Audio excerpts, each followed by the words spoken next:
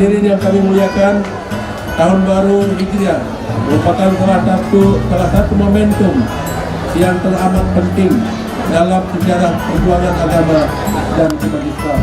Peringatan tahun baru Hijriah ini juga sebagai bentuk dari kesungguhan kita bersama dalam mengagungkan kebesaran Islam sebagai agama panutan dan pedoman berkehidupan. Oleh karenanya, dalam suasana tahun baru Islam ini, kita semua harus senantiasa berusaha meningkatkan pengabdian kita kepada Allah Subhanahu wa Ta'ala.